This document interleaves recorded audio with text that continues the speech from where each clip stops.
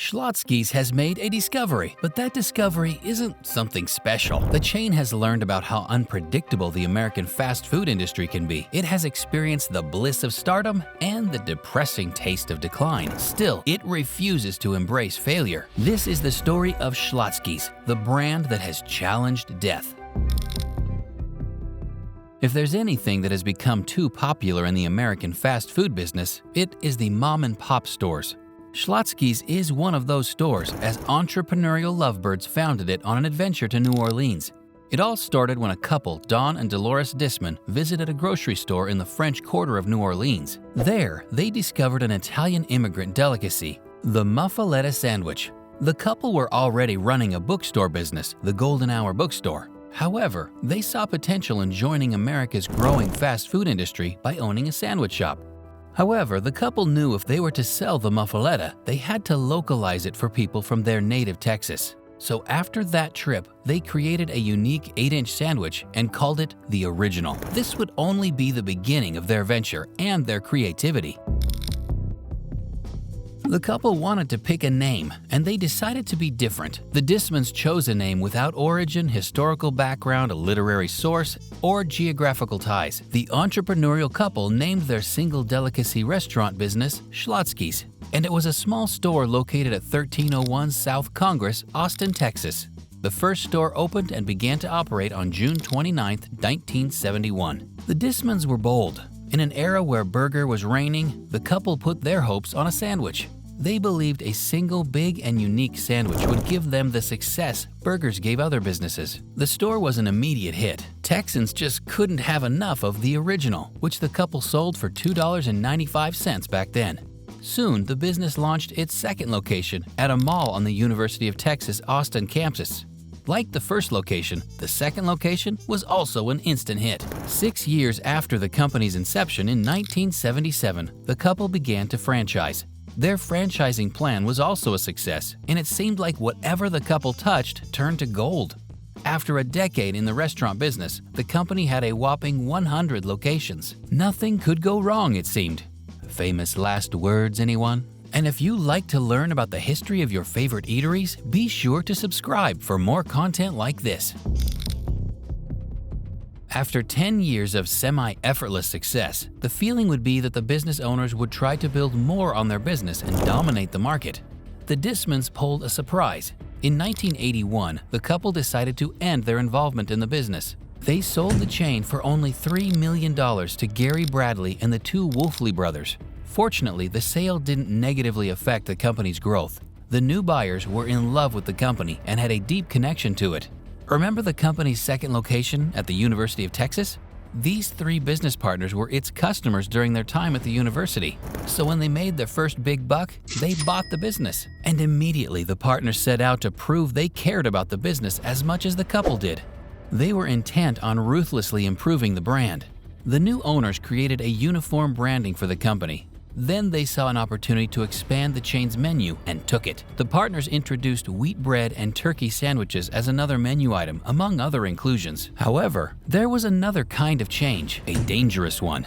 The partners weren't on the same page. After a year in 1982, Bradley left the partnership. Bradley's exit was the first bitter separation in the company. The next one was epic. But more on that later. With Bradley's departure, the Woolley brothers, Jeff and John, invested everything they had into the business. In the first 10 years, growth was slow but steady. Things changed in the second decade of their ownership. In the 90s, the company grossed around $400 million in revenue. The brothers made new changes in the company. They changed the restaurant's name to Schlotzsky's Deli and expanded the company's menu. They also took the chain public on December 15, 1995. 24 years after the Dismans founded the restaurant. The chain offered its IPO at $11 per share and raised over $29 million. That same year, its sales revenue reached $143 million. By 1999, it had 759 locations and grossed $400 million in sales revenue. At that point, the company was the darling of Austin, Texas. It could do no wrong. Well... The 90s was the golden decade for the company, but it's also the decade of its biggest mistake. So how did this happen? In those periods when the business was enjoying success, the brothers wanted more. Rather than limit the chain to the American South, they wanted to make it a national brand, and they wanted to do it fast. With their grand national ambition in mind, the brothers led to assuming credit risk on the franchise. What does this mean? They would build a new location, finance it, and then hand it over to a franchisee. It seemed like a good idea, but unfortunately, it failed. These franchise operators failed to pay back their debt. According to John Woolley, the company had to take over 30 out of every 90 turnkey franchises. That's not all. When it rained, it poured. In 1999, 5 years after the turnkey mistake, the company's leadership made another one. They repurchased restaurant development rights for $28 million from Dallas partnership NS Associates 1 Limited. This decision plunged the company into debt. Fortunately, this debt wasn't enough to cripple the business. The chain continued to flourish, and it did until 2001. After that year, things began to worsen for the company. The good works of the 90s? Poof.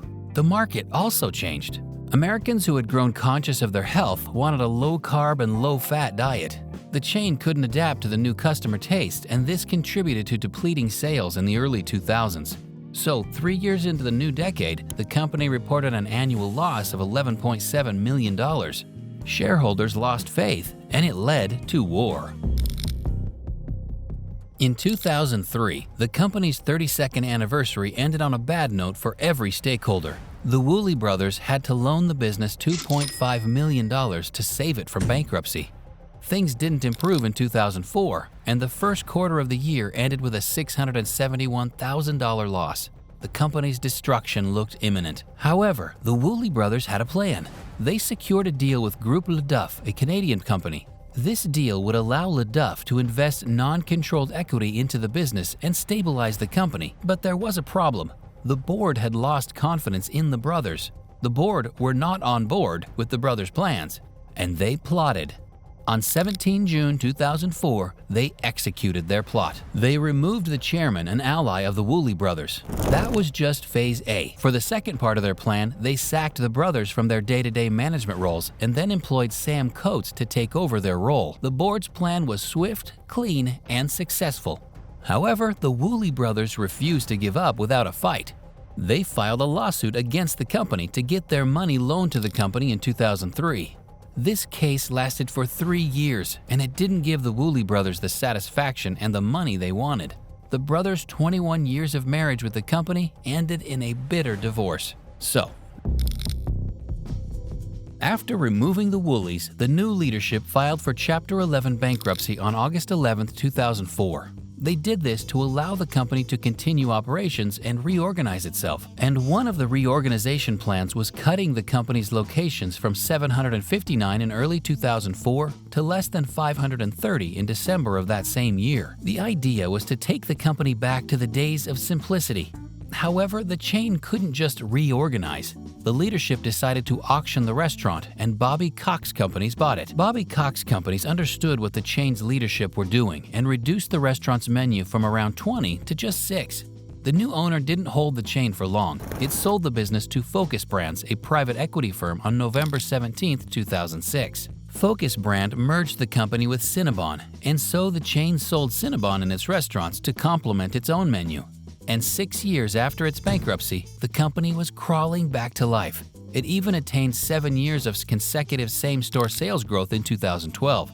Today, the company looks to have completed its rebirth, and it's now a 350-chain restaurant, a restaurant that's willing to drop everything and follow success. Schlotzsky started as the evidence of a couple's love, and it became a hotbed of conflicts, plots, unpredictability, and inspiration. The business began from the humble desire of two lovebirds who saw potential in a New Orleans sandwich, localized it, and sold it as a unique delicacy. However, the business lost some of its warmth as owners and board began to battle due to the owners' mistakes. The board sacked the owners and their allies, and the chain went through rough spells.